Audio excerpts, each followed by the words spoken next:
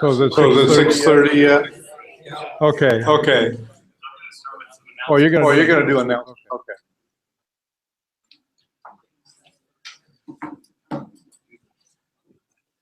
All right. Do I have it on? Okay. All right. Well, we will probably have some stragglers coming in. How many people went How to many the people went PUD to the first? PUD first? One? Good. Only one so Only far. one so far. In fact, I think I that was my. Others are still there. Yes. okay. Now, my wife is over at the PUD with a map and instructions on how to get here. So she said there's only been 3 or 4 show up over there that she's seen. So that's good. We should all pitch in to get her flowers. Yeah. I told her I know her. She said she'll just add it to the list. Okay. Apologize for the sudden move of the meeting. I went to pick up the key this afternoon for the PUD, and they pulled it up and said, it's not Tri-City Digital Photography Club tonight. So, yeah, it is. No, it's not. You guys are next week. No, we're this week. Anyway, somehow they messed up the schedule. Dave went back and looked at the confirmation we got from them. We were supposed to be there tonight. Somehow they put it on their calendar wrong. And, so now I have to ask every month when I go. I will confirm next month that it's correct. So, yeah, we've been doing it for how long there, and it's very rare that there's an issue. But this is a pretty nice location here.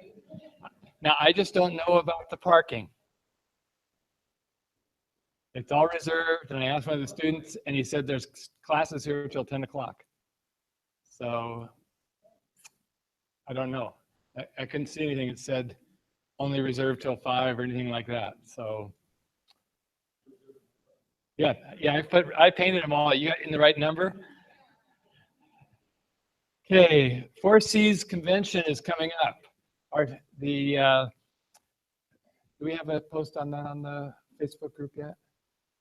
Okay, so we'll get something up. That's coming up in October on the 5th through the 8th. It's in Ashland, Oregon. So they always have great speakers, great workshops. It's something definitely to take a look at going if you at all can. Susie. In fact, I guess I get to run, huh? Oh, sorry. We will be giving away a ticket for that, not tonight, but at one of our future meetings. So if you buy a ticket in advance and you win the ticket, you can get refunded. You don't not buy your ticket because you know you're lucky and you will win. Okay, so that's coming up. Watch for that. The art show. Okay, July 23rd through the August 30th. So it's the whole month of August plus a few days in July. We are going to have an art exhibit at the Richland Library. Try to keep things consistent. We have, let's see, it's printed on here, isn't it? Okay, I can read it. That way I won't mess anybody up. Photos can be no larger than 11 by 14. And one side has to be at least 11 inches. So does that make sense? We tried to figure out, we were going to say 11 by 14 for all of them, but sometimes you might want a square photo. You might want something a little different. So we just said 11 by 14 max and 11 minimum on one side. So if you want a square photo, 11 by 11 obviously works. That way it kind of has some consistency in what we're hanging, and somebody doesn't try to, submit their 30 by 30 landscape, or the opposite, your 2 by 2, and always. Well, mine sometimes look better smaller. here is an example print Susie has of hers that she'll have over here if you want to look at. It's in the plastic for a reason, so please don't take it out. But no matting. We want it, starting to lose my voice. Yeah, just put on backing that makes it stiff. So yeah, we don't want it over the month. You don't want it to start warping.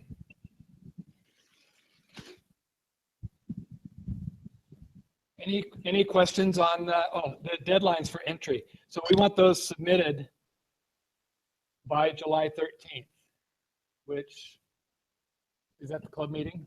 So the club meeting in July is the last time you can submit the photos. We will have where you can drop them off at one of my offices in Pasco or Kennewick if you want to drop it off during the week. I'm going to have a spot at Mid-Columbia Insurance where you can drop them off and we can have them safe. So you don't have to bring them to a meeting if you want.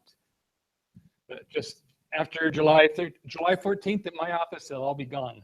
So July 13th at the meeting is the last time. And anyway, we've got the forms here. Claire's passing out all those rules. Lots of rules. Yeah, it'll be in the file section on the Facebook group, so you can pull it up there and look at it. There's also a little entry form which I must have dropped somewhere, but that'll be in the Facebook group as well. And 3 is your maximum you can submit. So I'm looking here. Yeah, 1 to 3 photographs. Okay, there it is. Okay. And then Jay, say the July or August, you have Michael Anderson.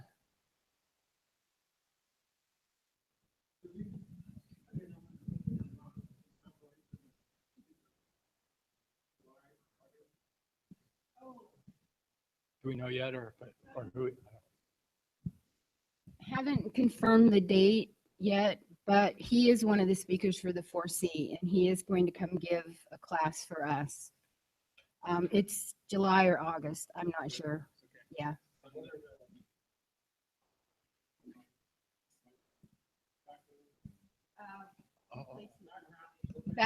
Background replacement and texture. Yeah. And he does HDR. He does a lot of different things. It's pretty cool. Yeah, so if you've not done some background replacement, that's always interesting to figure out the best way to do it. And I've done one, I did it poorly, of Multnomah Falls. I took a photo at 6 in the morning, and anybody know what the sky looks like at 6 in the morning at Multnomah Falls, no matter what time of the year? It's gray. So I wanted a blue sky with clouds behind it. People who don't know photography think it's a good photo.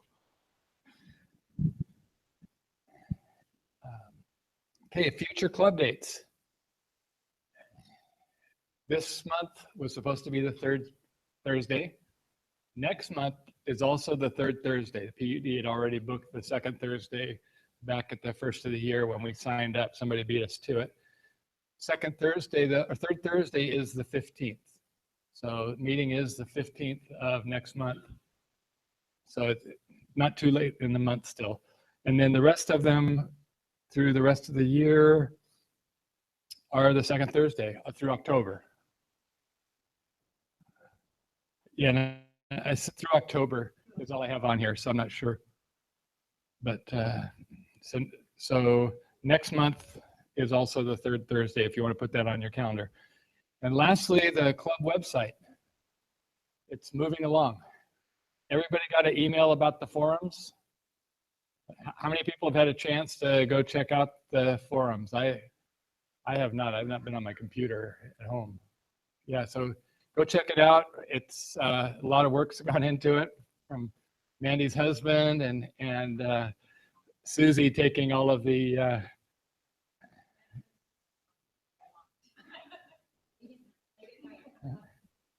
Jake from State Farm kind of talk. Yeah.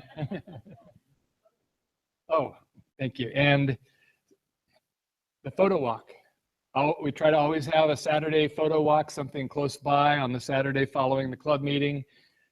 There was a fun post that Rich Bashir's posted the other day, or it was a couple weeks ago now, that somebody had said they were wondering where the best place is to take a picture of the cable bridge at night. And I think he said that anywhere you can see it. Yeah, it was kind of funny, all the harassment he got. People said, why won't you help photographers? Like Rich doesn't help photographers. It was a lot of fun. But so I thought next time we need a photo walk, it'd be fun to do it. So what we're going to do is meet at 8 o'clock there by the lighthouse at Clover Island. The big parking lot there. We can kind of start to gather. And we'll take some photos from that area, and we'll try to go to 4 different areas, depending on how our time is and how many people stick around. But go from there, go to the other side of the bridge, take some photos, go across the river, take some photos, so you can kind of see the different angles. So if you're interested in doing that, 8 o'clock p.m. at the lighthouse. Saturday. So the last photo walk for the last club meeting was, that was at the print shop.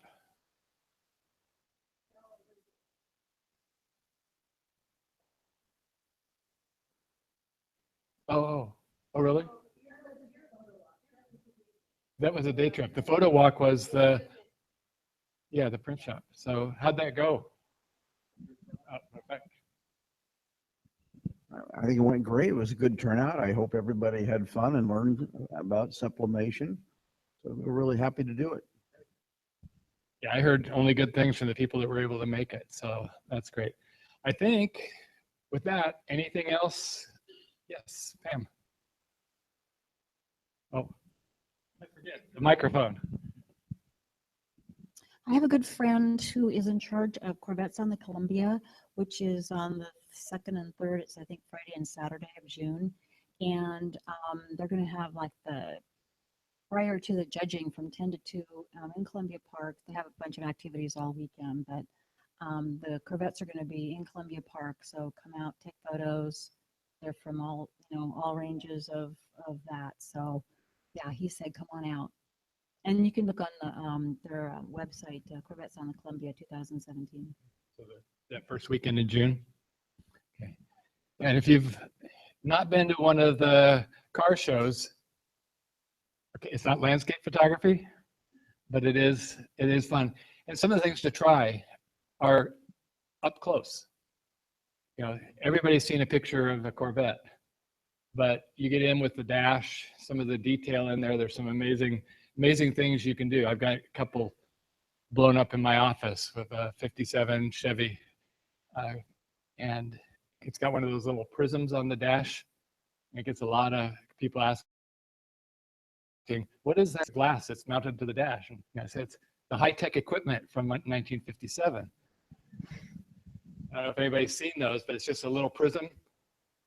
Yeah, so that you don't realize if it's only a one-lane road each direction, that you can't see the stoplights because they're right above you. Now we're so used to having 3 lanes each direction, the stoplight's way over there.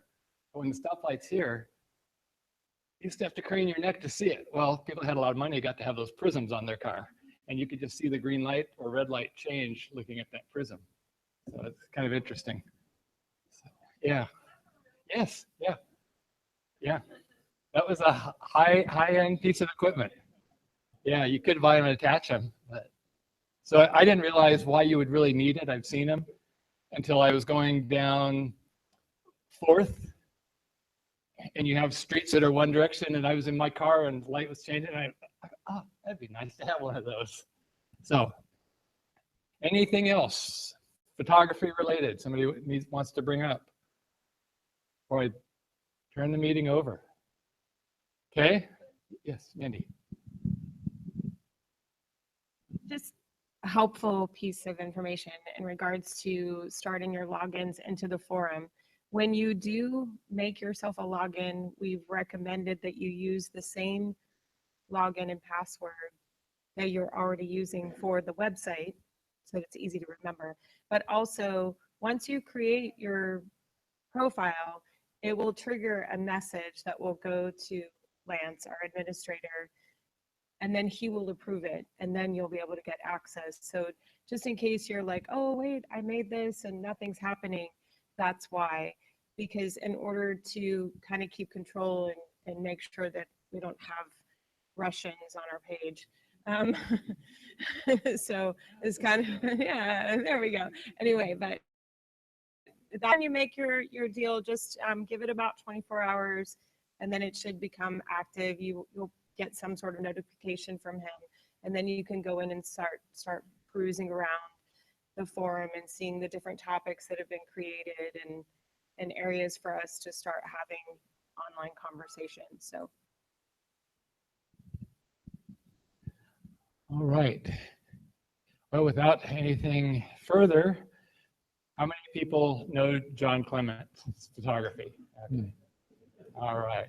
So without needing much of an introduction, I just want to say that as a photographer, I always wonder why in my living room I have a giant John Clement photograph in my house, but it's because it's a John Clement photograph.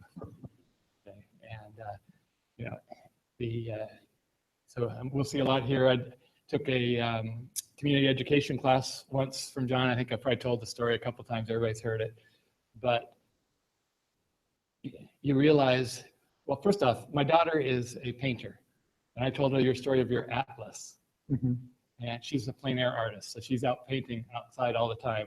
Yep. And I think she has started her own atlas to know where the right place is and at what time of year and what time of day. But John is just great at sharing his information, helping other photographers, and I really appreciate it, John. Okay. Thanks. All right.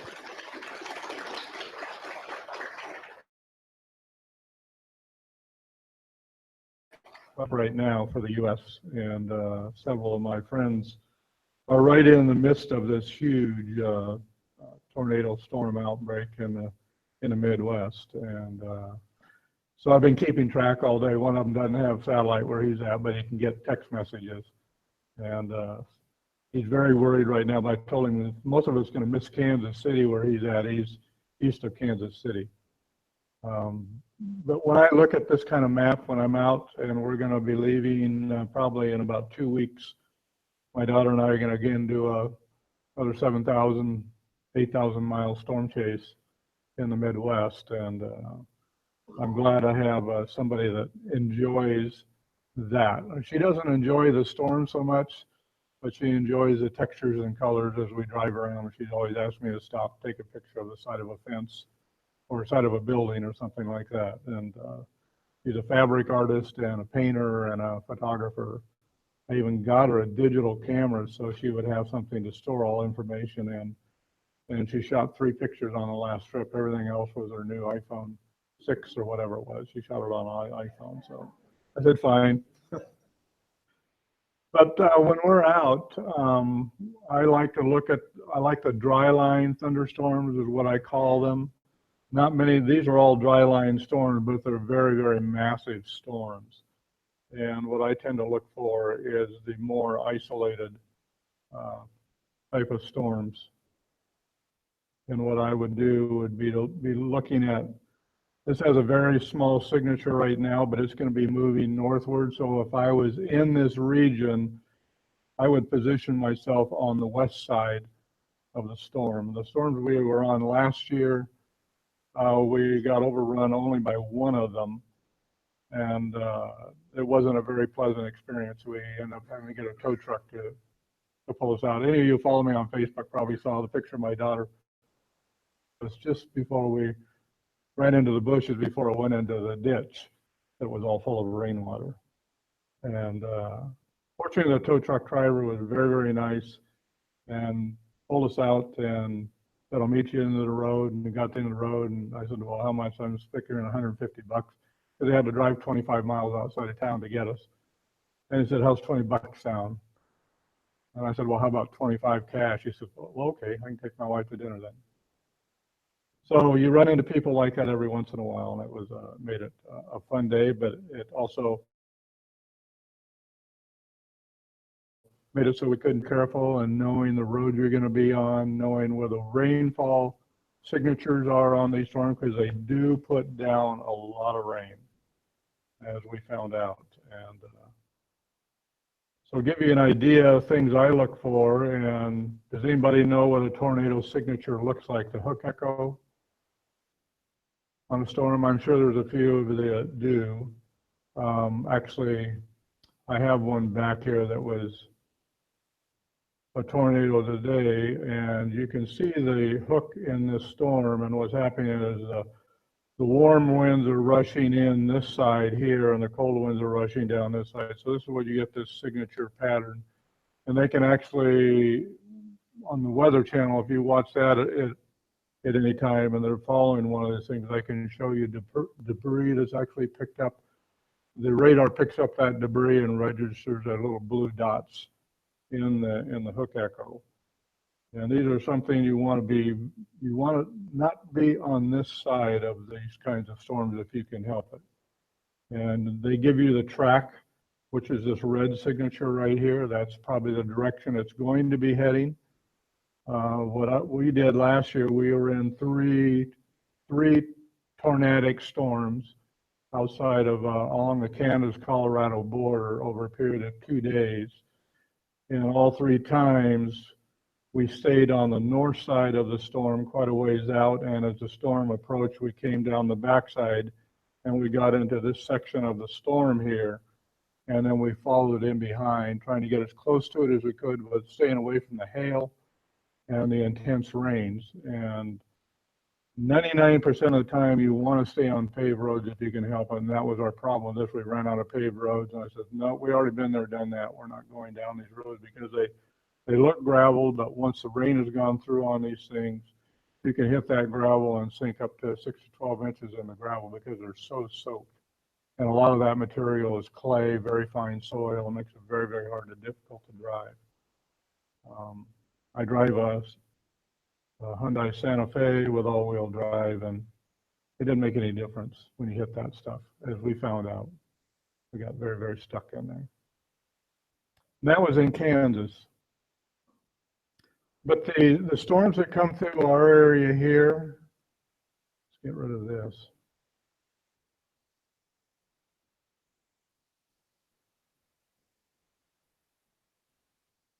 All the directions, 80% of our storms that come into the Northwest, here's Kennewick right here. They come from the Southwest and they move to the Northeast almost 85% of the time. Now in the wintertime, you get the storms that come out of the north that bring the really cold air to us. And what we have here is, let's go to a different.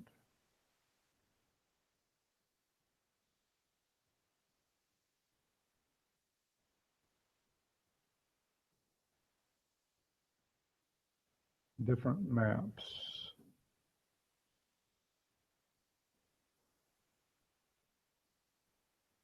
And this here shows you our Northwest Seattle, Spokane, and something I'd like to talk about. It's my own term. I call it the Cascade Break.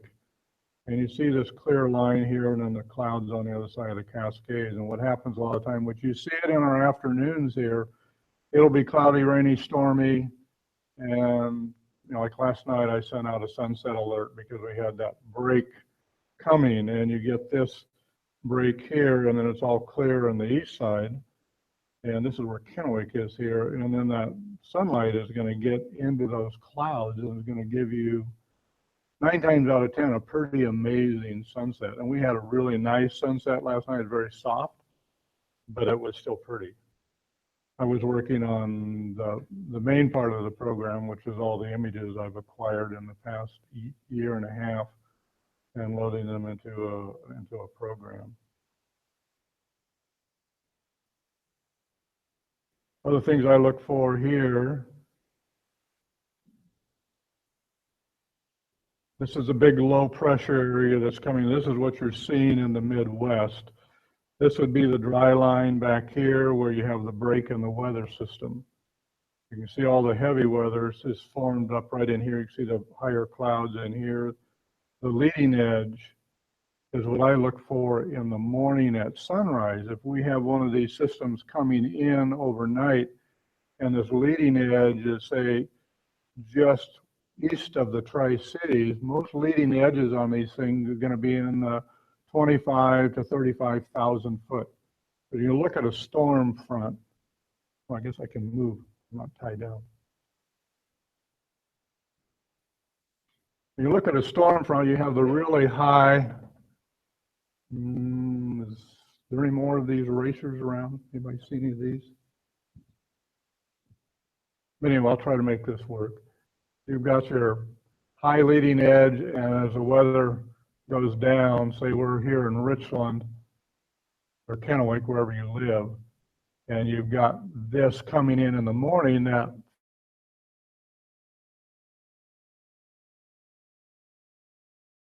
the sun I look for when I go out in the mornings if I have this kind of weather, a bright, intense sunrise. The other thing I look for a lot of times too is after one of these systems goes through in the spring and the fall, what you get is all the moisture that's on the ground, like you've seen the past couple of days. You've seen the pop-up little afternoon storms. In the fall, when it's cooler on the ground, after one of these storms goes through, you'll get a lot of ground fog. That's another time you get some amazing light in the morning along the rivers or any of the valleys, the Yakima Valley area here. You know, weather is an integral part of what I do, and if it's nice and sunny and clear, you know, I can stay home and work on the computer.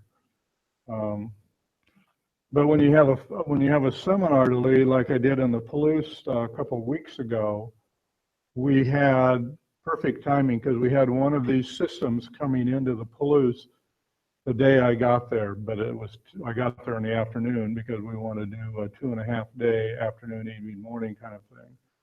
I'm getting too old to go ahead and drive at 3 o'clock in the morning, drive a long distance and do an all-day seminar. So I say I'll start at noon and we'll go from there, and we'll just extend it out another half day.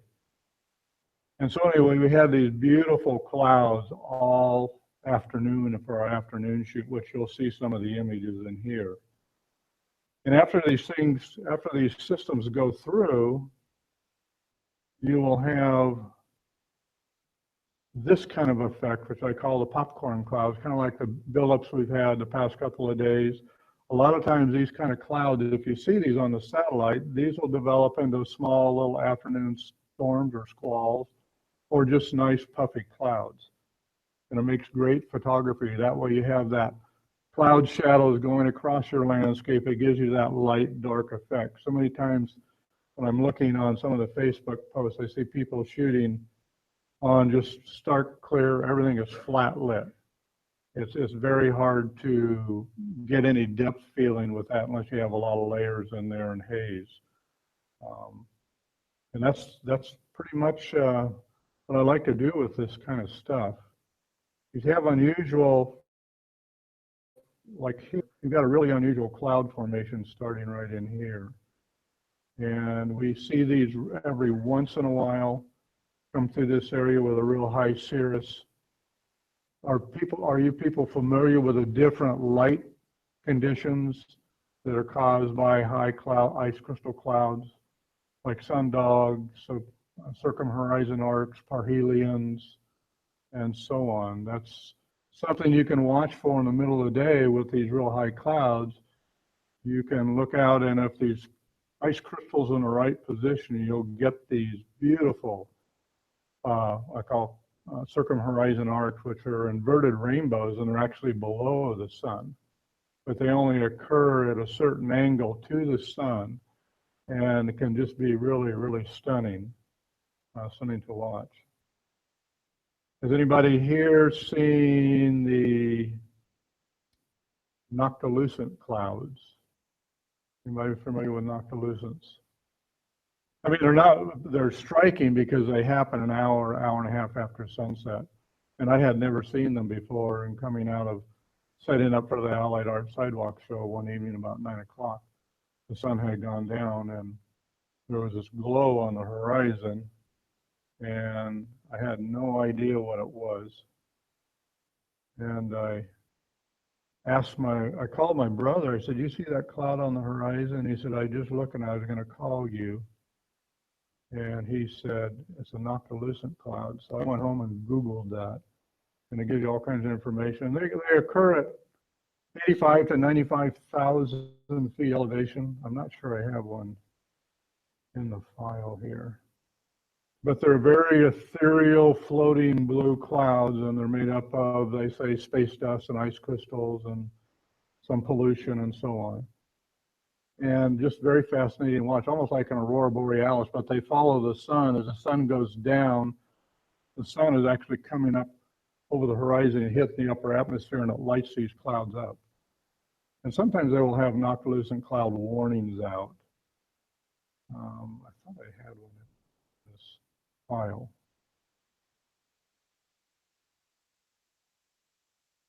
Nope, I didn't put it in. So that's another thing, and I've seen it twice here in the Tri-Cities, and it's a very rare occurrence for this area, but they say it's becoming more common because there's more high atmospheric pollution that's involved. If you Google noctilucent clouds and then click on the pictures, you'll see some absolutely amazing pictures. Yeah. Just like it sounds, Noctilucent. That's a phonetic spelling, so if it's wrong, it's close enough to get it.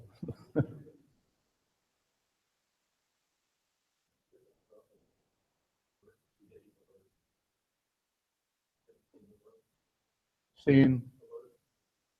There is it's like the aurora alert that you can go on Google and Google aurora alerts, and sometimes some people put out noctilucent clouds sighted so-and-so, and a lot of times they will be in a certain region of the sky, and as the sun sets in your region, if they're in that region, 9 times out of 10, you'll see some. Like say they're very, very rare. I've only seen it twice in my life, and I asked our local astronomer, Roy Gephardt.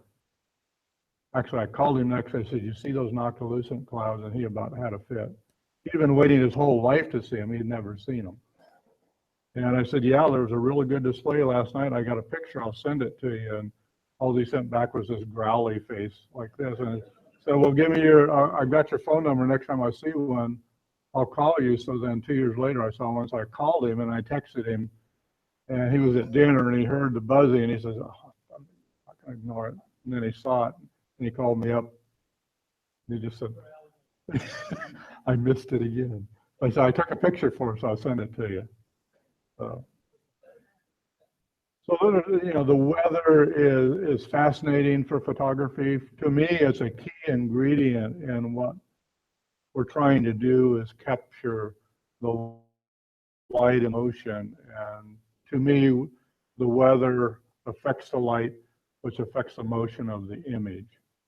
I try to keep it really simple in what I do, and it's, like I say, I'm not particularly technically gifted when it comes to stuff, but I love being out in the weather. And I'm going to give you a little sample of last year's weather I was in.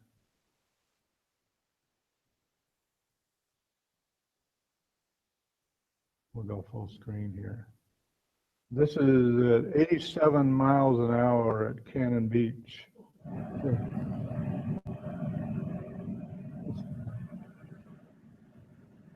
That rock is about, probably a half mile off the coast. It's south of Cannon Beach.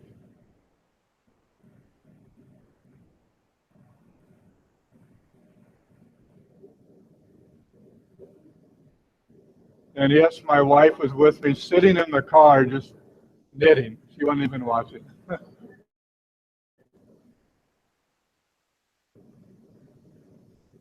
that gives you an idea of the ferocity. We were in the hotel, we were down there for a week, and this storm was coming up, and I knew about it, and I was watching the isobars, which is another thing will tell you how strong it's going to be. And when the isobars got down below 1,000 on the millibar scale, that's telling you that this is going to be a pretty powerful storm. So I was pretty excited. So she just wanted to stay in the hotel there right on the beach and look out the window. I said, no, I'm going to go out in it. I said, I'm grabbing a camera bag. So she jumped in the car and said, you're not going by yourself. She knows me too well. So we drove all up and down the beach during this thing, and there were quite a few people out trying to watch it. But a lot of people, here's another one right at Cannon Beach.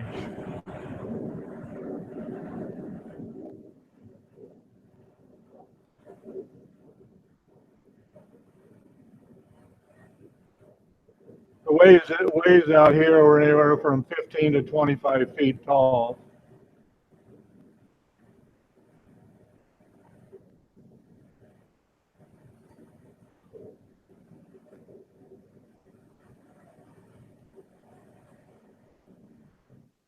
So does anybody like to be out in that kind of weather?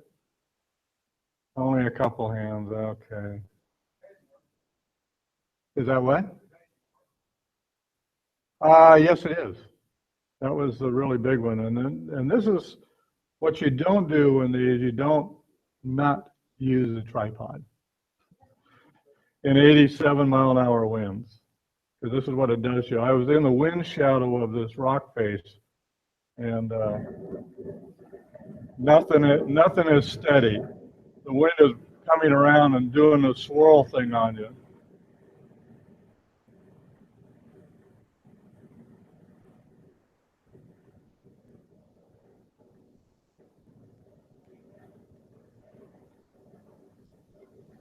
So anyway, that's what you don't do. You try to use a tripod when you're out there, and you also have your camera wrapped up in a plastic bag with a hole with a lens to it, because there's a lot of moisture blowing around with that kind of stuff.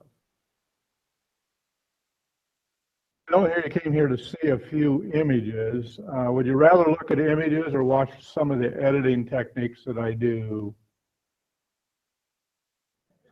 Yes? Okay. Well, let's do some of the editing, and this is really simple, what I'm doing, and at the suggestion of a friend of mine, Nik Bielemeyer down in Hood River, he said, Johnny, just try it, you might like it. So and he said, now it's free. So it's the Nik software. How many people have Nik software on their computers? Okay, so it's free. And we said, when I went to get it several years ago, it was 49 bucks. And then he told me now it's free. So I downloaded the Nik software, and when I started playing with it, got kind of used to using it, but I did not like the results it gave a lot of my images. And it works for some of the images, like you'll get one of these that's got a lot of moisture and stuff. You've got a lot of stuff that's interfering with any kind of detail in the image. So what I'll do, I'll open up the picture. I'll go to File. I go to Automate and go to Merge to the Nik software and ask you to open the files. And you say Open, merge the dialog. It will load that into the program. And then it gives you all these different choices of what you can look at in the software. It's got they have weird names, late summer, dramatic. I mean, like, if you like stuff like that, I mean, there's all kinds. And then you have on the side, you have all these tone composition things you can do to the image. The mood, strength, you can make it more intense. You can make the depth even more dramatic.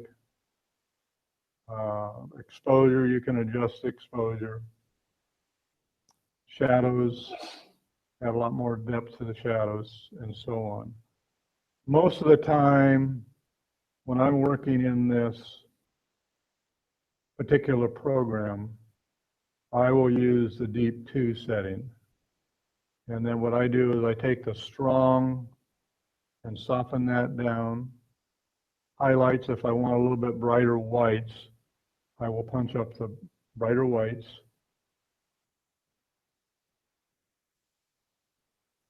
Contrast, usually I don't play a lot with the whites. Sometimes I even brighten them up even more in this section. Saturation, any of that stuff I don't do much with at all. And this is kind of a neat upper tonality. If you want to darken the upper and accent the bottom, you can do that. Or you can kind of keep it neutral. You can do the same with a lower tonality. You can bring your focus in on the subject matter, which is a big breaking wave. So what I will do then is I will say, okay, it'll process that image and put it on. And one thing you're going to have to do, what Nik software does, at least on my computer, everything comes back 16-bit. So you'll have to go into mode, go down to, come on, go down and convert it back to an 8-bit. Then what I do, which I've never talked to anybody that does this, I'll go back to the original image and I'll say select all, and I'll go to edit, and I'll say copy, and I'll go back to the Nik piece, and then I'll say edit and paste. So now I'm back to my original lane over the Nik software. So what I do, what the Nik software does is it creates a lot more contrast with the image, and it creates a lot more grain structure in that image, and I don't necessarily like that. I like to maintain kind of a little bit softer feel. So what I'll do is I'll go into the percentage, the fill over here on the side on the original, and I'll start to back it off a little bit until I get the feeling I want. And then if I don't like the sky in there, I'll click down on the Nik software. I'll go over and grab the eraser. Make a little bit smaller circle there.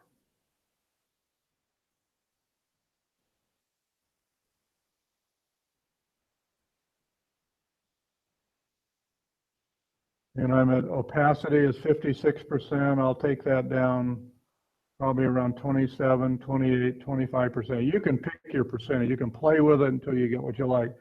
Then on the Nik piece, I'll go back and I'll erase what I don't like in the Nik and get a little bit more even balance. And I can even go in here if I want more impact on that breaking wave, then I can jump back up to the other layer, the original layer, make this a little bit smaller, and I can go in on the original layer and erase this, which makes it a little bit brighter. And you can do that all across here on these waves. If you just want to grab some of these waves like this and do that, you can really, I do a lot of erasing and stuff like this with the Nik software. And I also do it with some of the HDR merges when I shoot, everything I'm shooting right now is a 3 exposure, 1 stop difference. Instead of merging that into HDR, which I don't like the way it looks, I'll take the 2 images and I'll stack them one over the other. I can show you. Did everybody understand that? It's pretty simple. I mean, it's not rocket science. Yeah, I just play with it till I get the effect I like in the Nik software. And then I say, okay, and then I take my original and I drop it over, and then if I want to erase something from the original and bring the Nik part out a little bit more, I do it in percentages. I never normally will do 100%.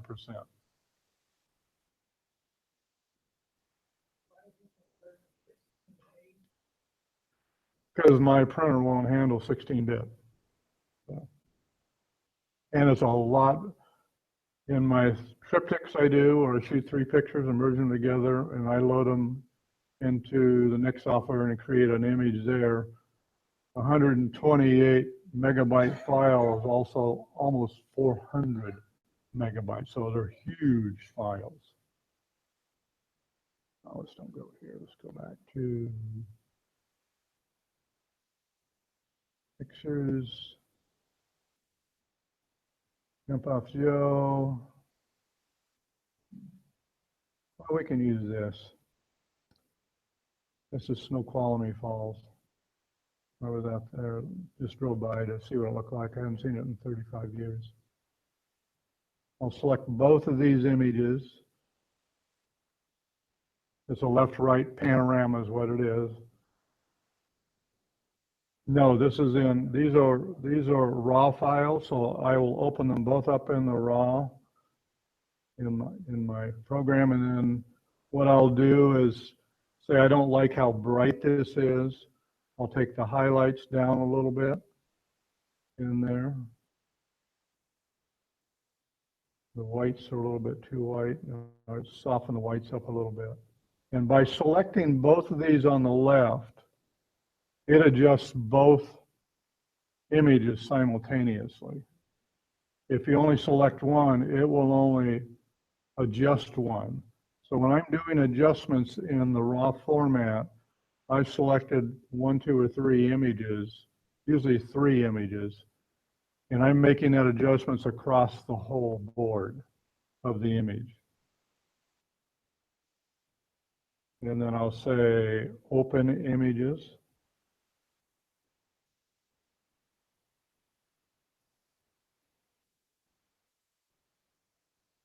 Okay, both images are open, so then I'll go to File again, go to Automate, and go to Photo Merge.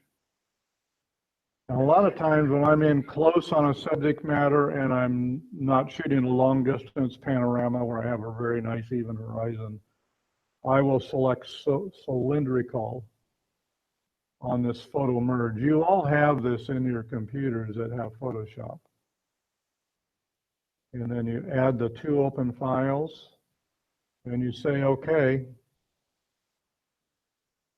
And then hope your Photoshop says can't merge program because there's not enough definition for it to do it. But I played this one already, I know it merges. So with cylindrical, you end up with a really weird looking setup here. What you can do is just crop in here the area you want. A lot of times, if it's not too dramatic, I will go to layer and I'll flatten the 2 layers, so I'll flatten those layers.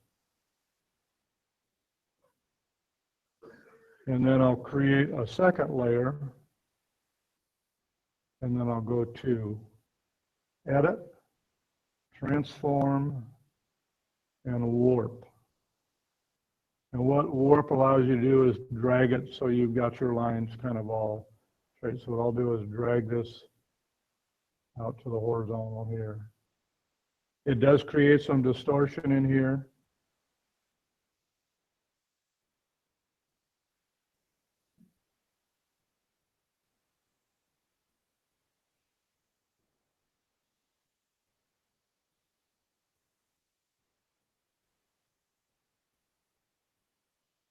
I'm going to hit enter.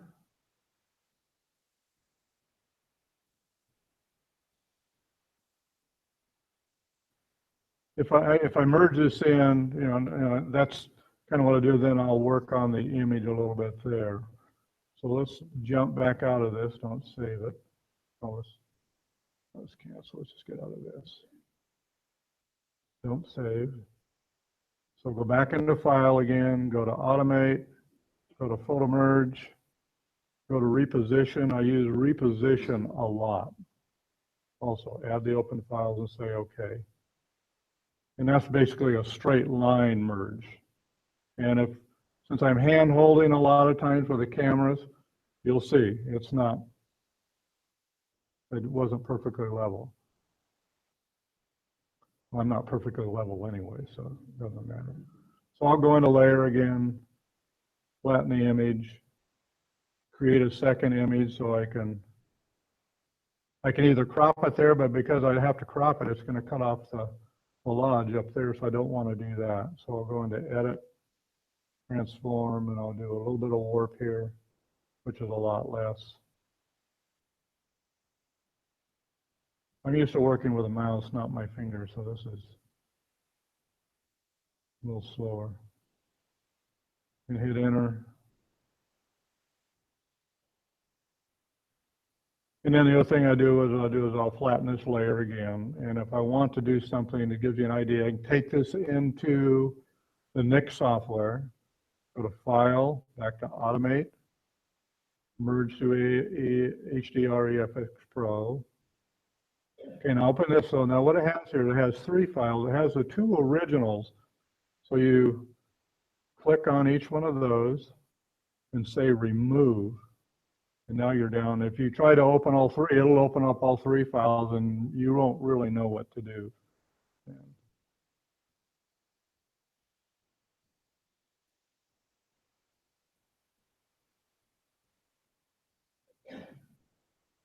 Anybody have any questions?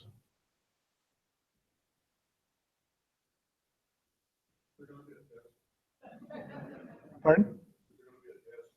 No test. Now you can see how much brighter this is in these shadow areas. It's really brought that up, but it's almost too flat. The next one is balanced. Then you can go down to deep, which I rarely will use. It adds, you know, for this it's adding some really nice drama on the rocks over here. And these areas giving you detail in these little slots in these canyons here. And I'd like a little less dramatic.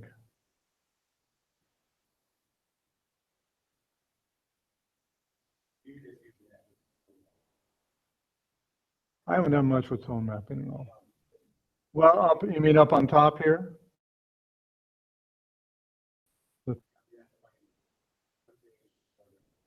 Yeah, yeah. So I mean, if you want to add a little bit more tone mapping, that'll do it. You actually bring some of the clouds that were in the sky up there, but it's almost too much. So again, hit OK, and then it goes, and then I do it again. I'll overlay the original on this. And what I actually did in the original is I erased some of this area in here and left the original just to bring some more detail into that area of the photograph. The what?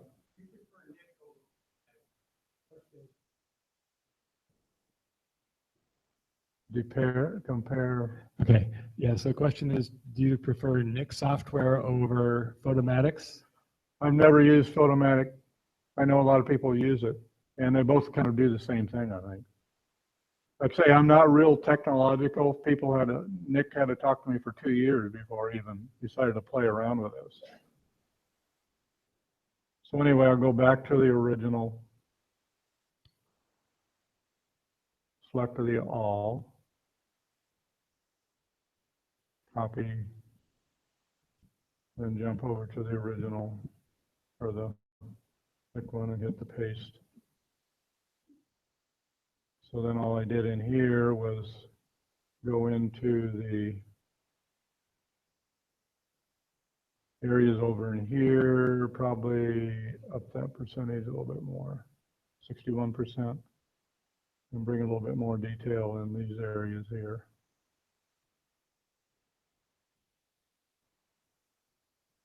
And you can get as selective as you want in erasing. I mean, it's a real simple thing that I started to do, and because I didn't like the Nik software because it was a little bit too harsh. But then thinking, if I combine the images, I'll take that harshness away, but I can still bring out the detail in areas by erasing a certain percentage of the original image to allow those details to come through.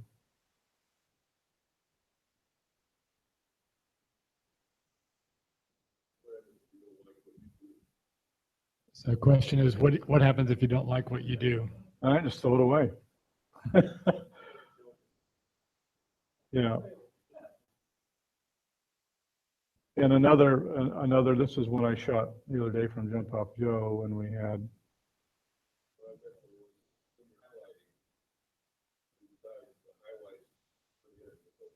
If you don't like it, what you do is you go up into Edit, or you go over, I say, I don't keep a menu where every single move I was on the thing. You can just take those out and backtrack on your program. You know, you have all these menus over here, and I get so much, when I tried to do that one time, there's so much over there to think about. I said, well, it's just easier to go up here to go to edit, step backwards, and it takes that edit away each time. I always work in multiple layers. I never work on the original image. That way I can click it on and off to see what the original looked like and what I've done to it.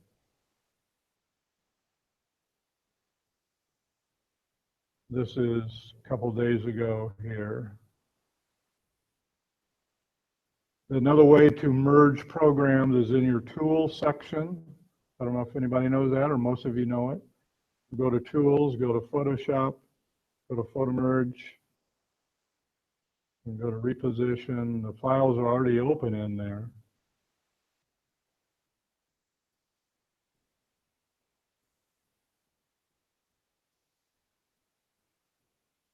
This up on Jump Off Joe. So if you want some really nice small vignettes of flowers, Jump Off Joe is covered in certain areas. At the summit, when you drive up the summit where all the towers are, if you walk to the right and over the edge, there's probably 10 or 12 different flowers that should be at peak in the next 2 days up there.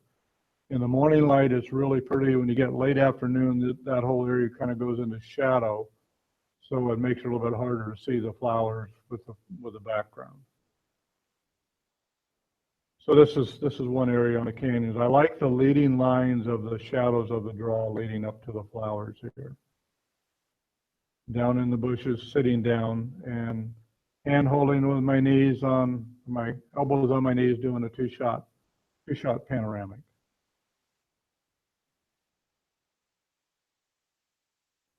And then, you know, to bring out a little bit more detail in this area, I loaded it into the Nik software, and I brought that detail up. And this is, then I just did a percentage erase of these areas in here.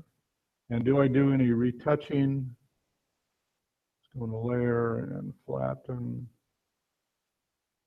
This is what happens when you shoot at a small f-stop and you have little dust particles on your lens.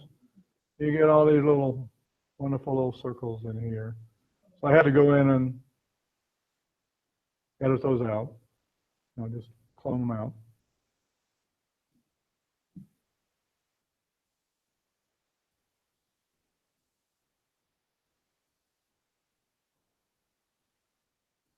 Give you an idea on the front side.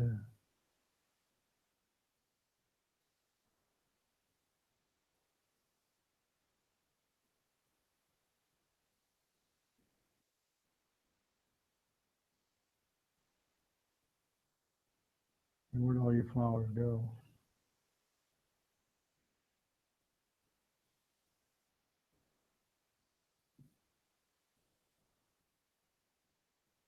So I'll give you an idea. There's all kinds of flowers stacked up in this area here with phlox and stuff. Like say all the ground is in shadow, so the only thing that was really standing out was the lupin. And I actually had a call from Costco today. They're doing a brochure and they want to try the Tri-Cities. And since I don't do cities, I said, well, I have a new one, but it's very broad in general. So they're looking at it now. They'll tell me tonight if they want to use it in their brochure. This week, past 2 weeks, has just been insane business-wise. Meaning I've had more business come in than I really want, but you hate to turn it down because it's going to pay for the trip to the Midwest. And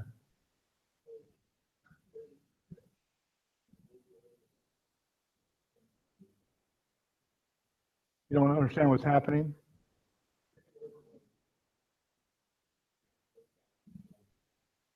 In other words, well, let's go back. Do it one more time here. Just grab an image. So the question was, what's the reason for the overlay, or how does it work?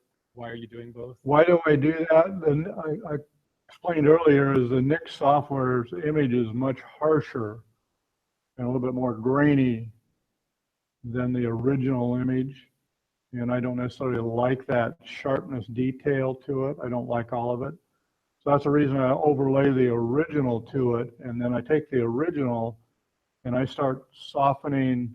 In other words, it's at 100, both of them are at 100%, laying on top of one another. So I take the original and I start to feather that down to 80%, 70%, so the other image starts to come back through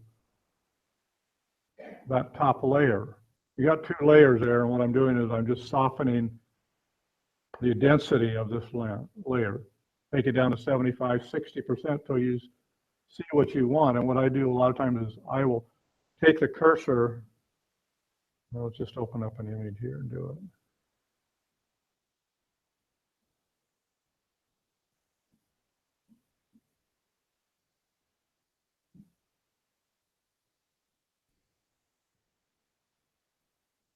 Automate, orange.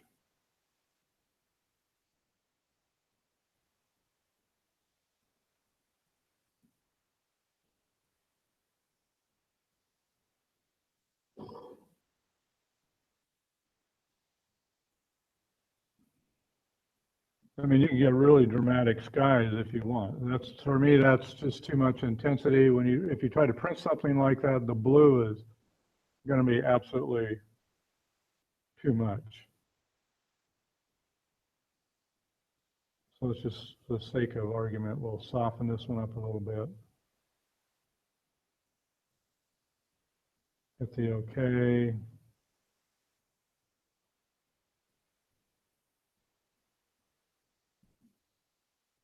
Mainly what I'm trying to give you is food for thought. So many times we shoot an image and it's not quite what we want. And there are so many tools out there now that you can use. So I'm overlaying, this is the original image. And I'm selecting all of that image, edit, copy, back to this, and then edit, and I'm pasting it over. So that's at 100%. So the slider over here says 100%. So if I take this down, you can see how the sky is starting to darken a little bit. And say I like that. It's at 55% of the original density of that image. And say I want to save that, so I save that as a file. And it's sometime down the road, if I don't like it, since I have both those images stored, and say all of a sudden I don't like what the Nik did to it, I can go back and I can take the original back and I can delete the Nik file. So I still have both files in storage in there. So at some future date, if I want to do something more with that, I still have both files in. Did that help you? Okay.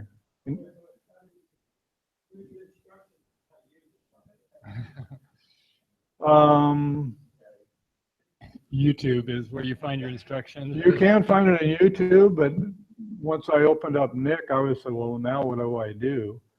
And so I went to the guide up there, and they've got a real simple guide in Nik software.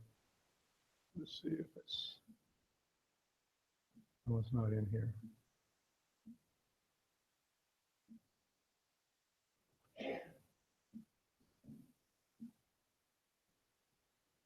Nik collection. These are all the different kinds of programs that are involved with this is the whole suite of Nik software.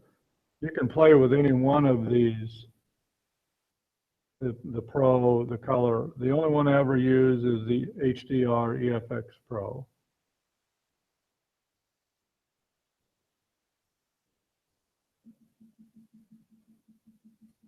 And see, that's how it opens up. And then all you have to do is load your photograph in there. It'll load your photograph once you go to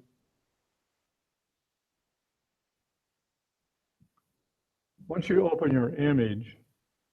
If you have Nik software stored in your computer, you'll go to File. Come on, no, it wasn't open. You go to your File and Automate. It's an automatic program.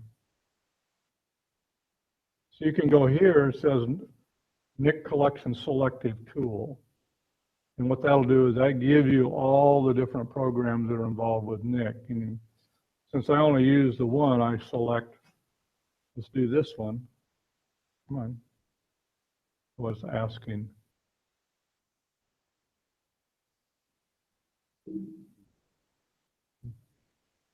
It asked me to open the program.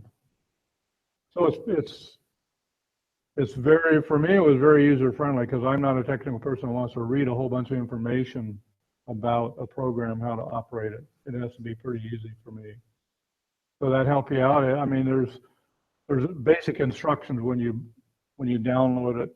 It'll tell you how to install it. It'll tell you how to open it. It'll tell you where it's stored in there. It's like Photoshop for me. Photoshop is such a powerful tool. I probably don't know more than 10% of what's involved with Photoshop.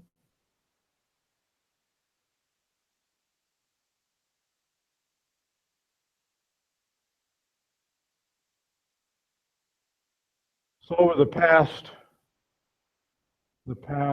year and a half, last year alone, I logged in about 42,000 miles, which is the most ever in my lifetime of driving. That includes a few thousand air miles in there, but not many. And this year I'm already at 15,000. And as you get older, you realize time is getting a little shorter, and there's certain things you want to do and photograph. And that's, my daughter has been gracious enough to travel with me, and she's in charge of everything except reading the weather. Give you an idea, the trip we went on the first year, we drove from Tri-Cities out. And I said, I want to be in central Wyoming by 9 o'clock tonight, find us a hotel. So she goes on her cell phone, she had a hotel app in there. She's looking at the hotel. What do you think of this, Dad? I said, yeah. I said, oh, I want to stay at this one. I said, well, what's it say? And it says, really nice owner. In her 70s, but really personable, and has a totally far out dog. That was the first thing she said, I want to stay here. So I said, did they have a picture of the hotel? So she holds it over in front of me. I said, it looks like it's a 1940s version brick. He says, yeah, I want to stay there. I like that kind of stuff. So we've got just one room left. And I said, well, go ahead and book it. So we booked it. And we drove up to the hotel about 9:30, and it was pouring rain. And go in there, and the lobby is 8 by 10 feet with one of those paneled things there with a credit card thing on there and an old cash register. And the lady wasn't in the lobby, and the dog is just sitting there like this, looking at us. And my daughter takes a picture of him with a cell phone, of course. And she says, where's the owner? And the dog turned around and immediately ran in the back, and you hear bark, bark, like this. And the owner comes out in the bathroom and says, sorry, I was just getting ready to get into the hot tub. And she said, well, we want to stay here tonight. We've scheduled last room. No, you can't stay here. She handed us the key. She said, you got to go look at the room first. So we go in and open the door up. It's a retro 50s, but brand new bed in there. And she says, we're staying here. And I said, okay. So that's kind of how the whole trip went. And the rate was $44.95. But comfortable bed, everything else was kind of terrible with the room, the showers and the bathrooms or the toilets, everything was that age. But, you know, when you're just sleeping, it doesn't matter. And so she's great. And so she's part vegan, so she doesn't eat meat, but she'll eat fish and chicken once in a great while, but mostly fish and vegetables. So she's in charge of all the food because she knew what she liked, and she'd find all these 4- and 5-star restaurants. We spent more money on food than we did on hotels in most of the trip. But weather changing was it, and we hit. Oops, did I shut you off?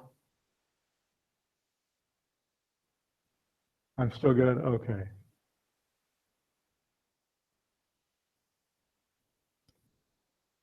So we covered 7,500 miles. The most miles we did in one day was from Kearney, Nebraska to south central Texas near Snyder, chasing weather. And let me tell you, chasing weather in those big storms is quite an experience, because a lot of this, the first big storm we were on actually put down a tornado, but it was moving at 60 miles an hour. Once those things get cranked up, and they're, I call them dry line storms, they're only about 40 miles wide and 60 miles long, and there's nothing in front of them. It's virtually impossible to keep up with them unless you're in a plane or a helicopter, because they go straight line and the roads go this way and then this way and then this way, and then you got to cross a deep valley and come up the other side, and it's already another 35 miles ahead of you. So we stayed within 40 miles of it, and we actually did get some really nice twilight shots. And that's my whole thing about chasing storms. The tornadoes and stuff would be nice to see from a distance, but my whole thing is the landscape and the sky, which you'll see in some of the pictures here. So what we'll do is we'll jump into this. This is a non-controllable program, so it will go through slowly through each image. You're going to look at about 220 images in 25 minutes of the past year and a half of what I've accomplished. And we start with actually Christmas Day 2015. Oh, that's the wrong one.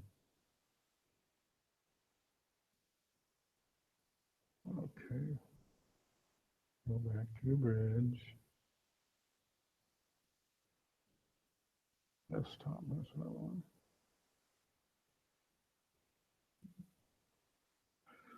So we didn't have, this is the first Christmas we didn't have any kids. So the pictures will come up and I'll just yak away. This is from the top of McBee grade, and rattlesnake, covered rattlesnakes on there, and there's Red Mountain and Eagle Butte and so on down McBee grade. And then the first trip I did in 2016 was with a photo group. Actually, this wasn't on that. After they saw my pictures. This was a storm chase down on the Columbia Gorge. I knew the storm was coming in, so I went down, stayed in the Dalles, and went out and drove around it in a heavy snowstorm. These are all images that are food for thought for you. I mean, just you can take them for what they're worth. Most of these are panoramic format. In other words, this is a 3-image format stitched together. This is in blizzard conditions that morning up out of the Dalles, Oregon. I've got all 4 seasons on that image now. This picture was Sonia Yearsley. She was with me on this, as well as a couple other people who went loan collection for the nation. This is just the porthole to heaven. That was in the winter storm chase. Going into Oregon one night, we were staying very near this area. I saw the tree at sunset, so I went back out the next morning at sunrise, because there was a weather system coming into the coast, and we had those high overcast clouds that give you that long throw light. A couple days later, we were down in Cottage Grove and had the ground fog. And you could see that it was very localized, so I waited for the sun to start to burn through it. The next trip after that trip was to Death Valley. We chartered a plane to fly us and land us in Death Valley. Death Valley was so crowded with the super bloom last year that we left. And we went over to Lone Pine and worked in the Alabama hills. This is first sunlight in the morning. And after hiking around for a couple hours, that's what it looked like. So you can say, which image do I like better? You like the alpenglow image? How many people have been to Alabama hills? You could spend days in here. That's one of the framed images on the wall. It's called In the Cleft of the Rock. It's a limited edition of 10 images. If you look at the composition of a lot of these things, I'm using the rule of thirds a lot. The mummy.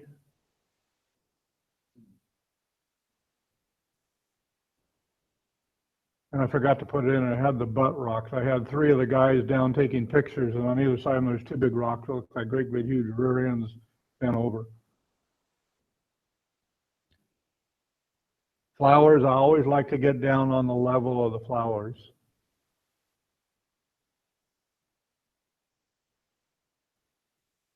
When you have clear blue sky, you kind of make do.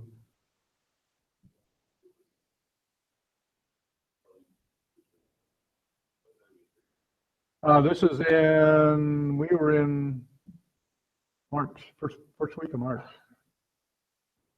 Went up to Mountain Lake. This is late in the afternoon.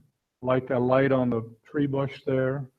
Then I found this tufa sticking up that looked like Hail Caesar with the nice cirrus clouds coming in. This is our crew. We all flew on the small plane down there. Mountain Lake in the afternoon.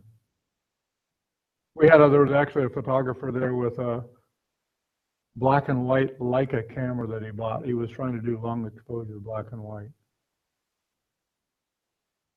It's probably one of my favorite pictures at twilight as the edge of darkness comes. Got back from that trip, went to Cannon Beach for a week. This lady obliged me by walking down the beach with a red umbrella. This is the day after the storm. The sand with all these black sand. This is later in the day, low tide. Amazing light. And it only lasted for like 5 minutes. Then the next day at sunset.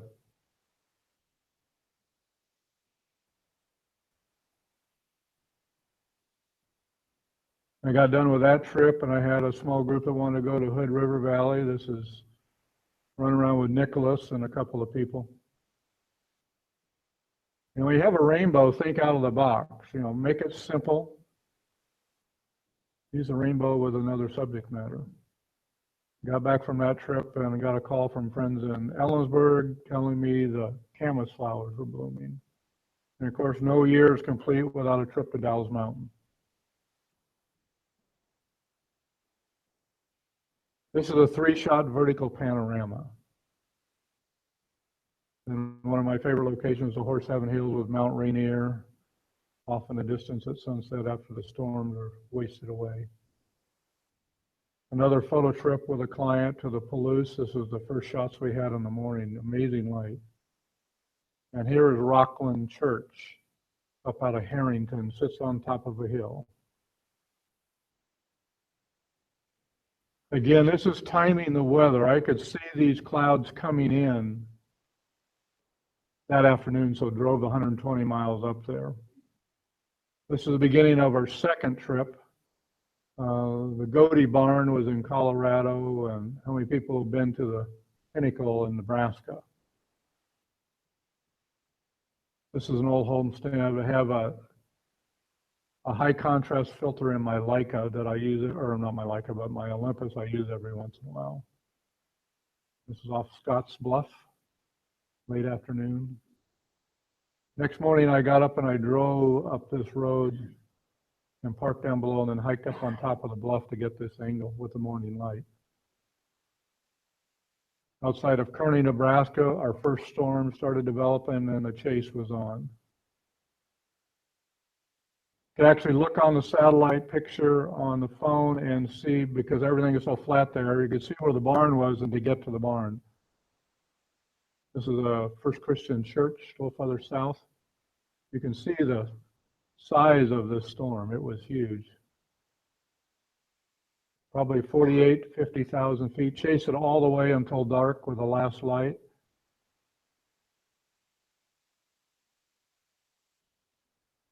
And 2 days later, I was outside Kansas City and exploring that area. From Kansas City, we headed back towards Dodge City.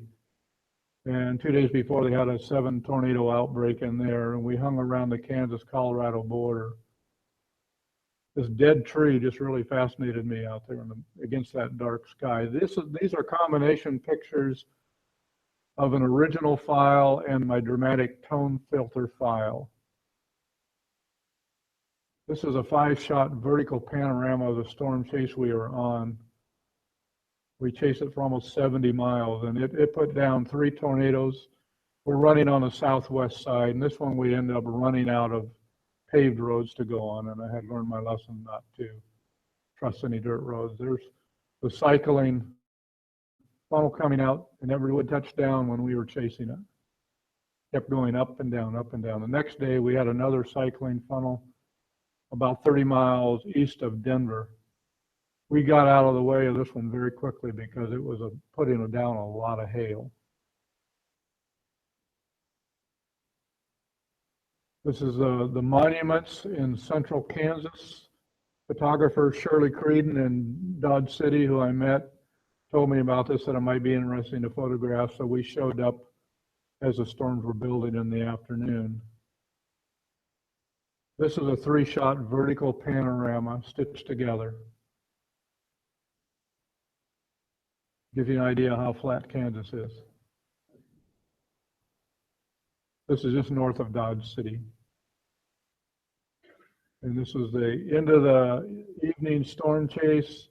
And this is what I like. I like the landscape with the big massive storm. This one had a tornado on the ground at this time. Now headed back home in Idaho, ran into this. Hog in the Shade is the title of this one. There is a lamb under there, but it doesn't show up well in this. Outside of, above the Snake River, had amazing skies in the morning. I didn't recognize this as Snake River, so this looks more like a Yakima, but it was a Snake River, pretty small over there in eastern Idaho.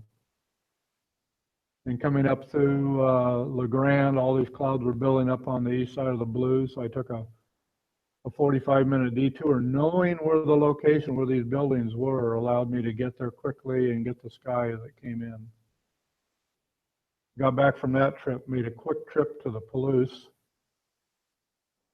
do this barn, and then I went back this last winter and did it again in the wintertime.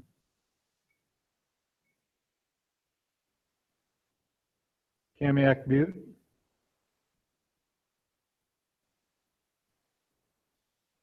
Several of you have been with me on these roads, and back up, saw the clouds building, so I zoomed back up to the Rockland Church to do some afternoon puffy clouds up there. And yes, there is a telephone pole here that I can't stand, so I always clone it out.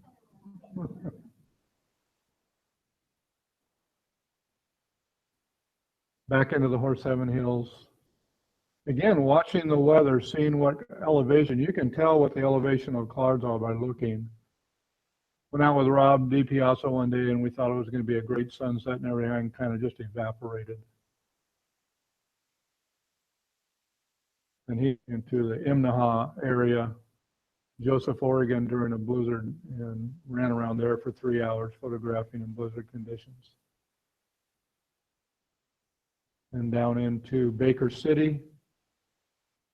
There's a little pond just off the freeway in that early morning light. The person who used to live in this house called me and he bought five big prints of this shot for Christmas presents. Mook house in the fog. My coldest shot of the year with a wind chill this morning up at Owens Road. This is the Owens Ranch up on the backside of Jump Off Show. Minus 22 with 35-mile-an-hour winds with 9 degrees. Coming back from that, I ran into this guy sitting on the side of the road. But our winter provided enough winter images for me. I could post something on Facebook every day for almost a year. Howard Amon Park, on Columbia Park, was just amazing with the frost on the trees. Back up off Highway 2, Davenport Reardon area. A lot of these are on my hit list, and so I have all these locations marked mentally. This is a panoramic I did from the ski area up out of, what's it called, Bachelor. And you can see it happening on the satellite. The same with this. See this band of fog here? That's what I was running in and out of. You're going to see a lot of these shots with the sun poking through these on this heavy snow.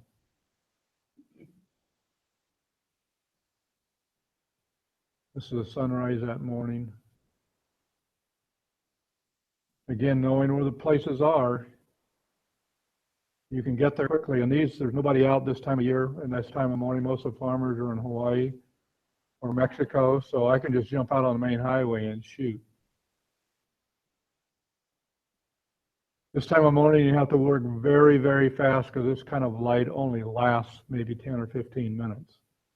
So all these locations were fairly close together. Then Sonia saw those and she hired me to take her up to do some pictures around in that area again, then a couple days later.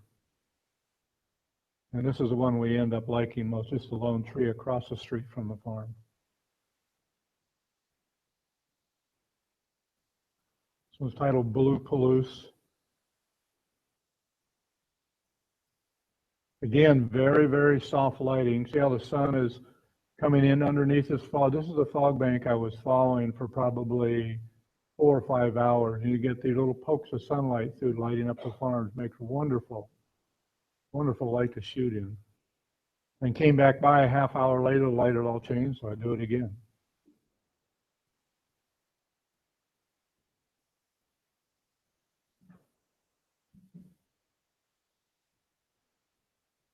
Then I come back in the spring, and that's what it looks like in the spring. This is 2 weeks ago.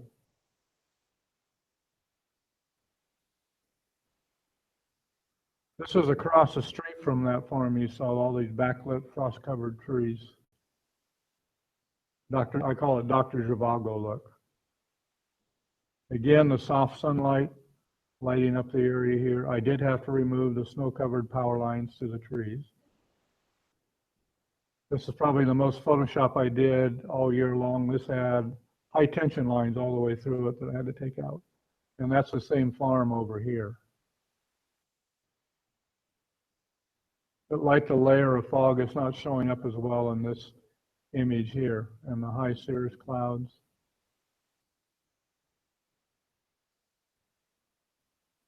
The church, New Hope Church. So that picture paid for the whole trip. One that he ordered 5 frame pieces of that. And go back 2 weeks ago and reshoot this again.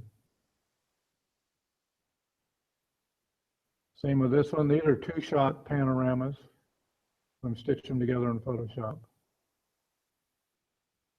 And then about 7 days ago, went back there with a client from Delaware and did it again. And the Manning Bridge over out of Colfax this last winter, and then last fall, early in the morning.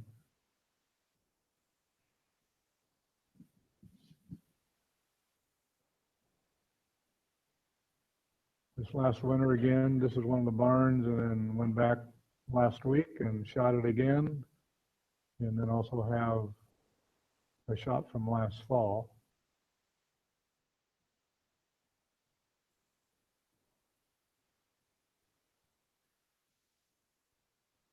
And some of you are familiar with this place.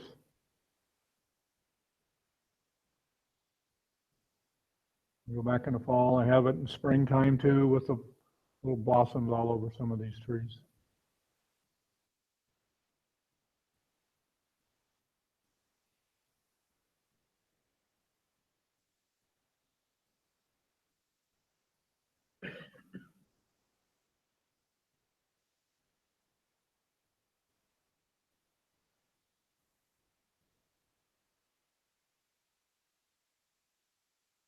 A millimeter lens, I didn't even get out of the car, shoot it from the road. When Nick saw this barn, he drove right up to the guy's front door and knocked on the door and started talking to him about it. We were there for an hour and a half. Most of you are familiar with this barn. You've got the old truck parked out there.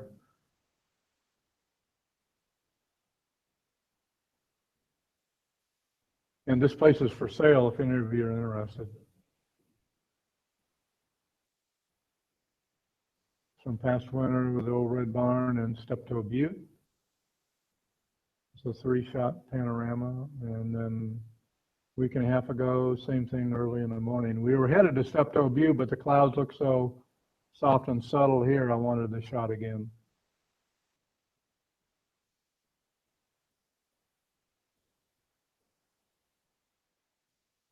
On my way to Spokane, we had these strange clouds. I pulled off freeway at Sprague and just started driving up the hills.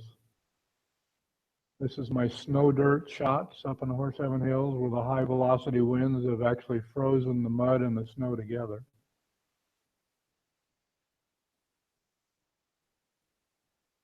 After I got out of the fog bank, it was pretty much just driving towards home, shooting pictures. This is another trip.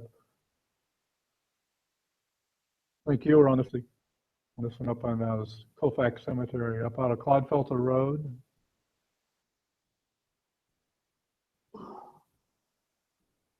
This is a ice column of light down on the Two Sisters at Wallula during that very, very cold spell.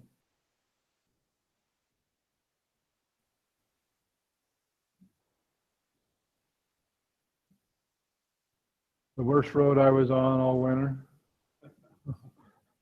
And yes, that's how it was, 2.5, 3 feet deep all the way.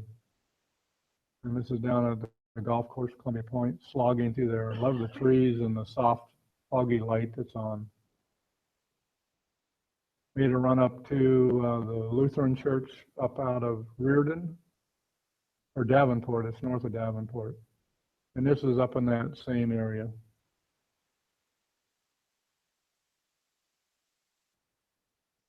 And this year we headed down to Sun River, went out to Smith Rock for the sunrise.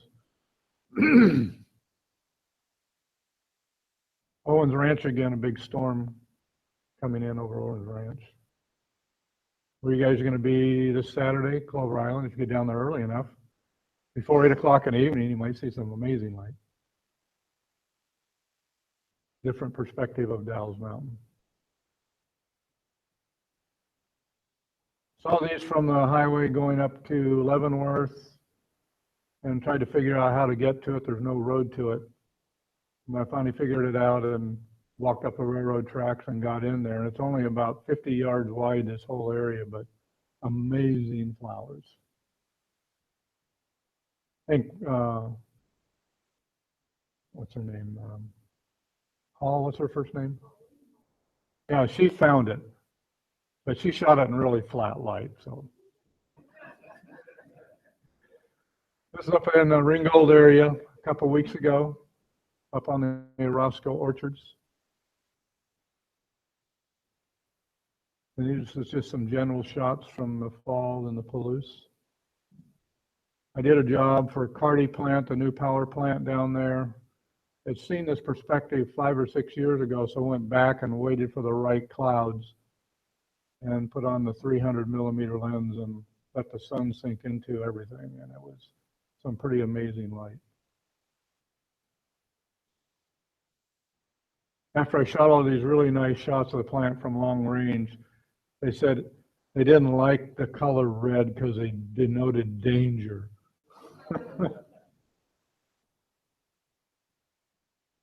I sold several of this, the hayfields up in the Kittitas Valley with the Stewart Mountains in the distance. And of course, Art's Vineyard and the rattlesnake and the Yakima. I was photographing this place coming back from the Palouse. I knew the sky was going to light up, so I waited an extra 2 hours, and a farmer came out and talked to me and gave me his card, said send them to me, and next thing I know, I got a $800 order from him for Christmas for all his kids. I just delivered a 100-inch print of this to a customer's house. This is Goose Ridge. I forgot about this place. It's in my backyard, and I hadn't been down there in 25 years. Forgot the bench was there. So many years we came and actually rented that spot from me to take a portrait there. People loved it. This is a 4-shot vertical panoramic under this canopy of tree at the Arboretum in Spokane. Janice Saki, who works for the gardens up there, she was keeping me posted on fall colors, and then she got me in there before everybody else was allowed. We went to the Japanese gardens, and just early morning light was just amazing in there with all those colors. 3-shot vertical format. This is a 2-shot vertical panorama to get the leaves in the foreground and then the sunlight coming to the trees.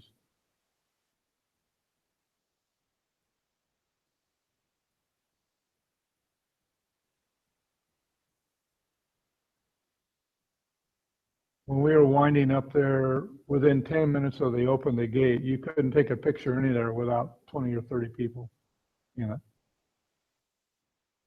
The top of Goose Ridge, my granddaughter, I should have put that one in there. She's down here eating grapes. She ate grapes until her tummy hurt. And again, out at Rancho Riata, the vineyards out there, the grapes are really unusual. Now this is one of the Nik software and the original merged together to get a little bit more feel for the vineyards. Hooper, Washington has planted this row of trees into town, made just beautiful trees in the fall. And the most popular place until they cut it all down was poplar trees down in Oregon. And they're still,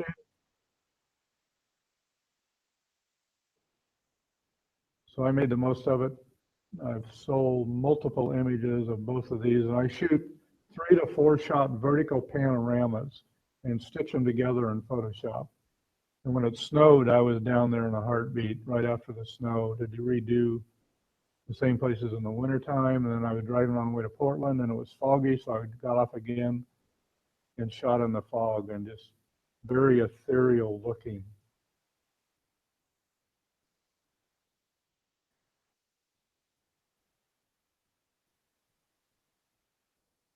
Another one of my locations in the Palouse, right outside of Colfax. Horse Heaven Hills get this fog bank every once in a while, the cold air draining down in the valley. If you can get the right light, it can be truly amazing. Again, with Badger Mountain, the Goose Ridge Winery with all the different colored grape fields out there. It's called Live Composite when we had our meteor shower. This is an hour and 34-minute exposure, 640 images, all compressed into one image, done by the camera. You can watch it develop right on your screen. The Three Sisters.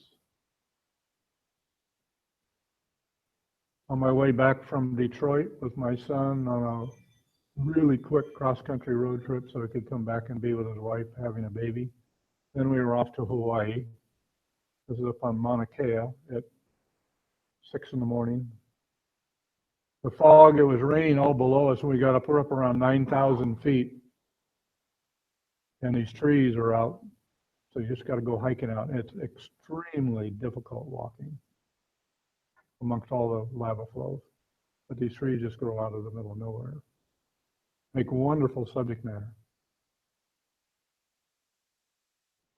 Mud Road outside of Waimea. We went there the day before and it was all cloudy and this was all flat. And I'm looking at the location, orientation of this road, north, south, east, west. Well, the morning sun's going to come raking in through. There's nothing to obstruct right off the ocean. We got there right at first light and it was just beautiful. I was hoping for fog, but we didn't get any. Horse Heaven Hills again here a couple weeks ago.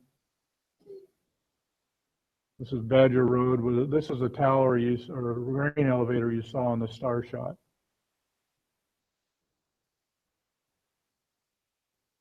Again, a 3-shot panorama.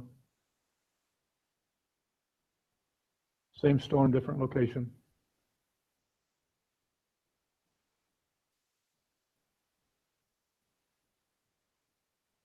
Same evening, the storms wind down. You get a little more focused light, gets a little more dramatic. Next day, up on Horse Heavens, looking down into Oregon. This is the Boardman Plain down here. This storm got pretty cranked up until the sun went down. As soon as the sun went down, the storm was over with. And then I kept driving down the road. You can see the faint rainbow here on the right. Use a very long lens to pull it in.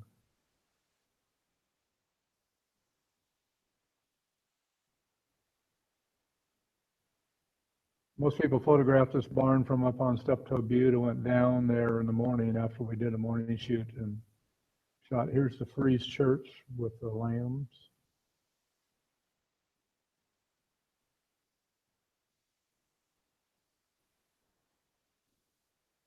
Leonard's Barn from a different perspective with Kamiak Butte back here in the background.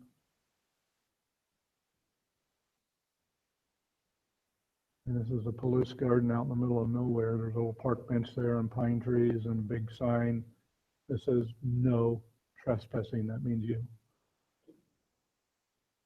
Up on Kamiak Butte that night with the evening light and the wonderful clouds we had going by.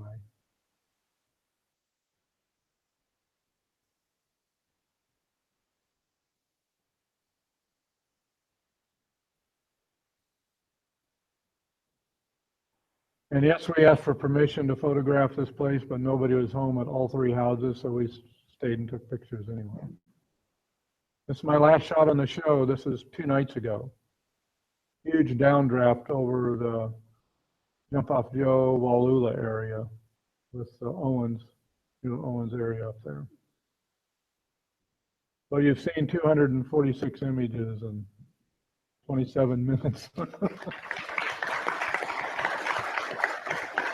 So any questions on any of those images? Because I do have quite a few of them stored in the slideshow file. I mean, not all of them are on there. Now this is a different one of the bunny rabbit. He's looking slightly left. It's more portrait style here.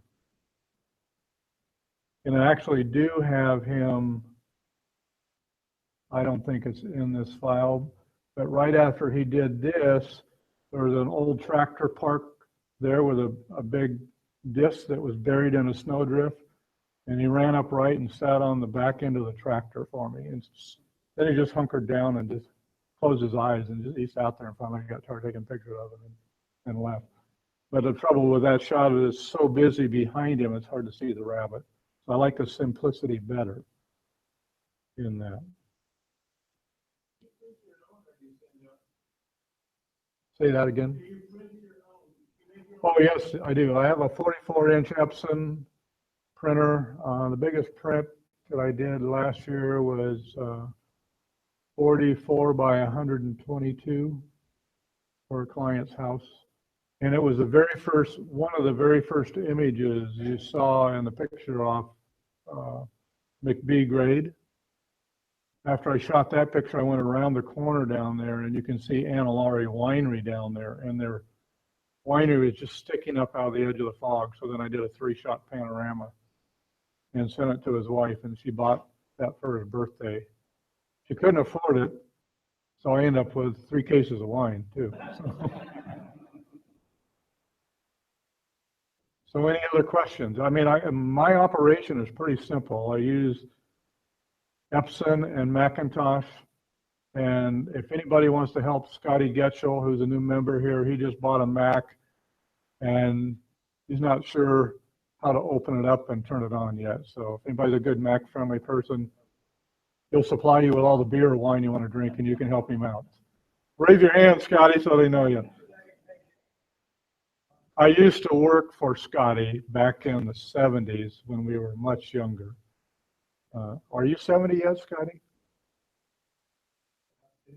Okay. So yeah, I'm looking forward to this next year, and you know, Lord willing, he keeps me healthy enough to keep doing this and enjoying it. And if you guys have anything you want critique, stuff, you can send me an email. You can go to my website and email me, say, I took this picture, what do you think? And you know, usually when I do one of these things, or I take people on a seminar, I get pictures pretty frequently and then they taper off. So don't, you know, feel free to email me, and when I get a chance, I'll answer. And I usually take my computer with me so I can post storm chasing stuff. We'll be doing that on a daily basis. And actually, I'm going to be out for chat. He's going to show me how to go live when we're on some of these bigger storms, because I do have the GoPro set up for the front dashboard, and do have several other cameras I can shoot live video and feed right into a computer. So it should be, but I don't know how to do that. So yes. There's a question. Did I hear you say that you pretty much replace any HDR photography with your Nik software? Yes, yes and no. Another thing I'll do, let's go back, I'll go over it real quickly. To give you an idea, See if there's one here. We'll say.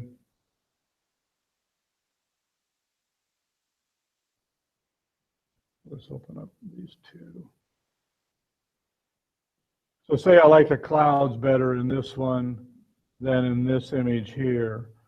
What I'll do is I'll do the same thing I'm doing with the Nik software, is I will overlap, lay this darker one over the top of this one, and then erase everything down here along the edge line and end up with a lighter foreground. And this is just being real basic with it. And then I'll probably lighten up this foreground even more, even though this is a pretty nice shot. But that gives you an idea. Instead of merging all the images together, I will merge two of the same images in the HDR series, one over the other, and then I'll feather or erase till I get what I want. End up with a really nice image. And why do I shoot so much panorama images? Because that's the way your eye sees. When you're looking at me, you're seeing all this periphery around me. And 95% of everything I do is in that panorama style. And since I do such large images, up to 16 feet, which I don't actually print those, I send those off. The bigger panoramic files give me a much bigger image to work with digitally. A lot of my panoramic files are 120 megabytes in their basic format. That's what the HDR is. In other words, I'll shoot 3 images, just bang, bang, bang, and at normal f-stop, 1 stop over, 1 stop under. Each one is a different exposure. How many people do shoot the 3 image sequence? Okay. Well, you're like me. I mean, I never did it. And shots in my original digital camera, I couldn't do that. I had to put it on a tripod and change the f-stop for each one. And you know, by that time the clouds have moved 5 inches in the picture, so it really didn't work really well. So I guess to summarize, what you're doing is you're doing the panorama, but as you do it, each shot is done with three shots. Yeah. And then when you go into Photoshop, you're manually doing the merge as opposed to having some software do it. Well, no, when I merge the 3 horizontal images, it's done with the Photoshop tool. Right. That's right. But when I take 2 images and stack them on top of one another and then do the erasing or do the feathering of the image to get the effect I want, that's just that, you know, that's in Photoshop there. I'm using that in Photoshop. Okay. So John, if I'm understanding you right, you've got 3 exposures of each photo. Right. So you got 9 photos total. The panorama, you'll end up with 3 separate panoramas at different exposures, and then you'll merge those onto each other. Sometimes I do that, but most of the times I'll work with the 3 exposures that I like, and I'll work with just those 3 exposures. I won't take all 9 exposures and put it all back together. Right. That's too much work. Right. But you're putting a panorama together before you try to merge. Yeah, the yeah. photos. In other words, I'll stitch all 3 images together, and then if I'm going to do the 3 darker images, I'll pick the 3 that I like, and then merge those together, and then I'll stack them, and then I'll start to erase. If you try to merge those together in HDR merge in Photoshop, you get, to me, it's a very strange looking image. I've never liked it. It doesn't have the feel that I want to get. And the Nik software just kind of opened up some of the detail areas and shadow areas. That's the reason I use the Nik software, because it opens up the shadow areas a little bit. You can do that in Photoshop, and it can get pretty labor intensive by lassoing and feathering and then lightening, darkening those areas, where the Nik software just kind of speeded that whole process up a little bit. And I'm still playing around with it. I mean, it's not 100% foolproof guarantee that it's going to be what you want. But not a lot of the images, but some of the images you saw in here were the combination of the Nik and the photographs together. Yeah. No, I don't. So the question was, does John use a lightning trigger on his? No, I don't use a lightning trigger. And it's getting slower and slower. No, a lot of times, well, like when a storm came in, I meant to put some of the storm pictures from this last week when my granddaughter said, "Are you going to go out?" And I said, "You don't like lightning. I'll go with you."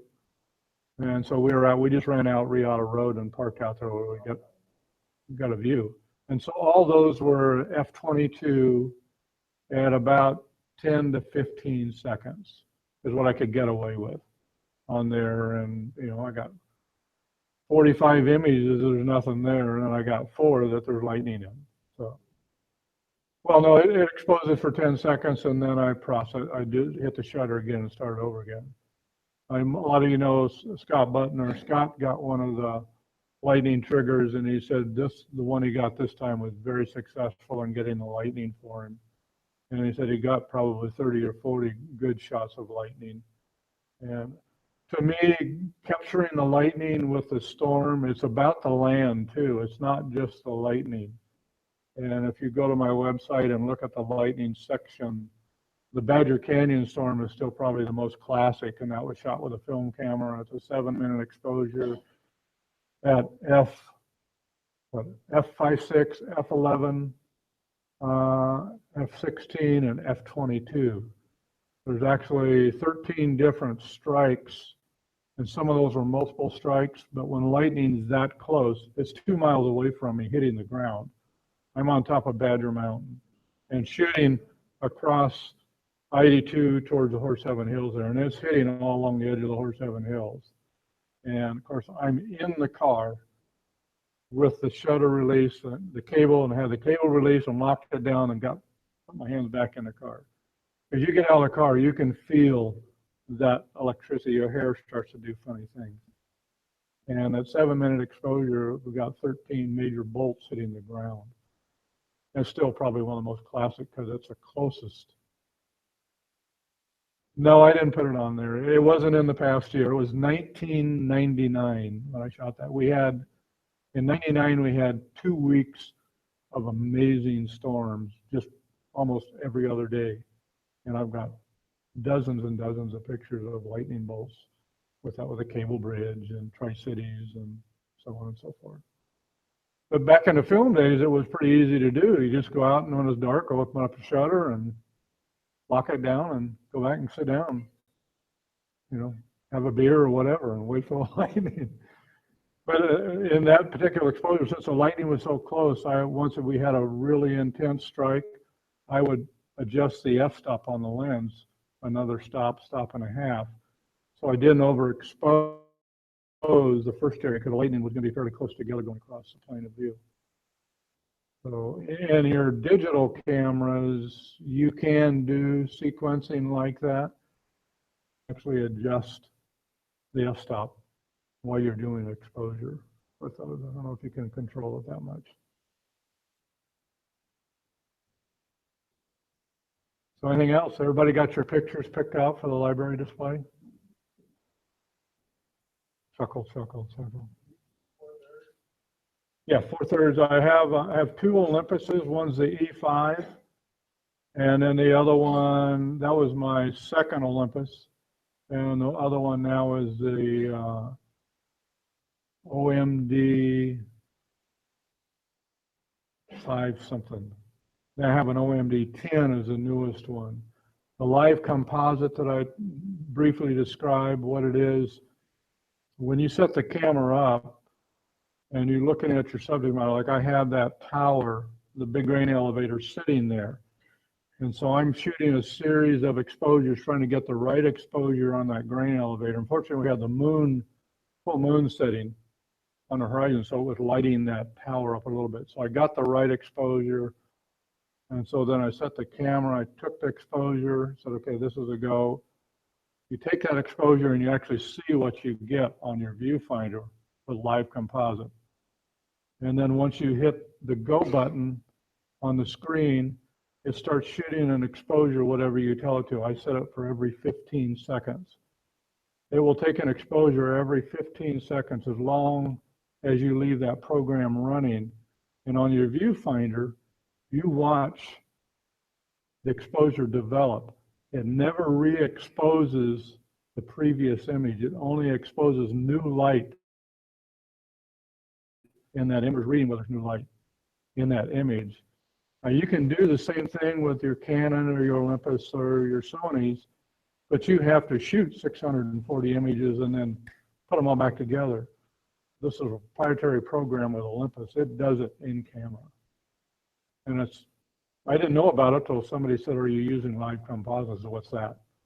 I said, well, go to Google and look it up on your camera. It's a really cool trick. And so if you're going to do trees and starry nights or nighttime shots where you have clouds that are kind of lit up or buildings at night, it's really fascinating. You can look up live composite Olympus and then go to the gallery and look at stuff people are doing with it. It's pretty slick. You can run around with your own flash too and light stuff up. And Olympus is probably the reason I went with Olympus, because when Olympus first came out and the first official pro camera came out, it was a friend of mine got it and said, hey, I love the capture device on this. Nobody else has this. So that's what started me on Olympus. I bought my first one at Costco. Came with 2 lenses. Paid for itself in the first 3 weeks with the images I shot with that. So. Go ahead.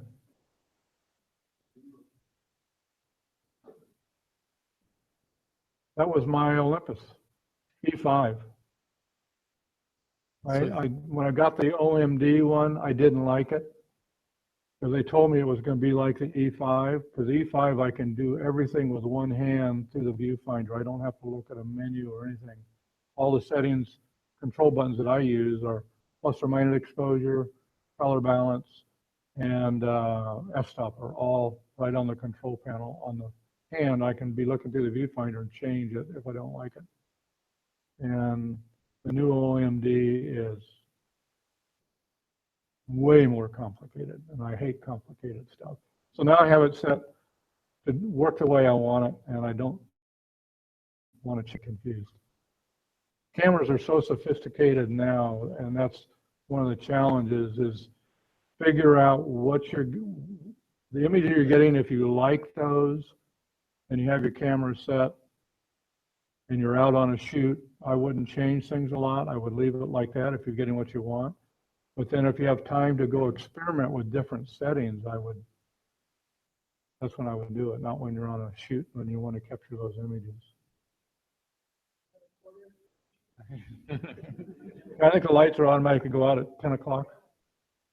Is that what they said? Anything else? I mean, I'm about drained the brain here, but we can keep going if you got more questions.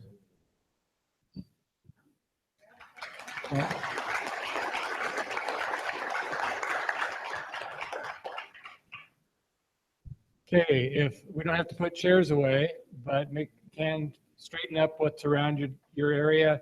There are some things that need to be carried downstairs. So if you've got a muscle that you can help carry a box down, that'd be appreciated. Jay, you had something?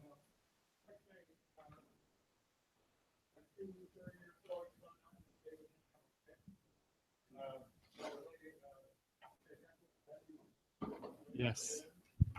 Abby?